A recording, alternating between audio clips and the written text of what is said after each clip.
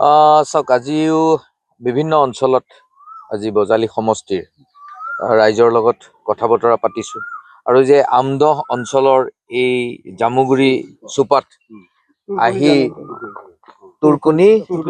তুৰকণি জানৰ ওপৰত আপোনালোকে দেখিলে যিখন দলং দেখি সঁচাকৈ নিজকে বেয়া লাগিছে যে আমি ৰাজনীতিৰ লগত থকা মানুহবিলাক এনেকৈ কেনেকৈ কৰিব পাৰোঁ ৰাইজৰ লগত যি ধৰণৰ ৰাইজে আশা কৰি পেলাই ভোট দিয়ে, এখন চৰকাৰ বনায়, বিধায়ক বনায়, মন্ত্ৰী হয়, সেইসকল ব্যক্তিয়ে ইয়াতে যিসকলে প্ৰতিনিধিত্ব কৰি আছে বজালী সমষ্টিটোত দেখি বেয়া লাগিছে যে এখন এনেকুৱা এজন বিধায়ক বা এজন কেবিনেট মিনিষ্টাৰৰ কাৰণে ৰাইজৰ কাৰণে দলংখন কৰি দিয়াৰ কাৰণে একো ডাঙৰ বিষয়বস্তু নহয়।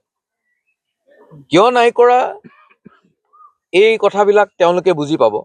আজি ৰাইজৰ লগত মই ইয়াতে আহি এই আমদহ অঞ্চলৰ এই দলংখন চালো, মোৰ সঁচাকৈ বেয়া লাগিছে।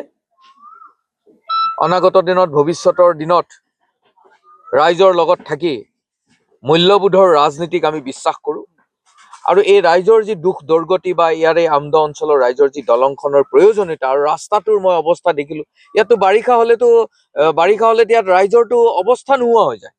এইখন চৰকাৰে উন্নয়নৰ কথা কয়, ফটা ঢোল বজাই থাকে চাৰিওপিনে।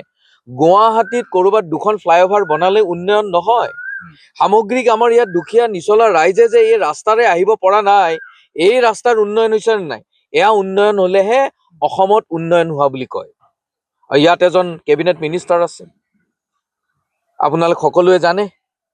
তেওঁ কিয় বা ইচ্ছা কৰা নাই, এই ৰাইজক কিয় অৱহেলিত কৰি ৰাখিছে।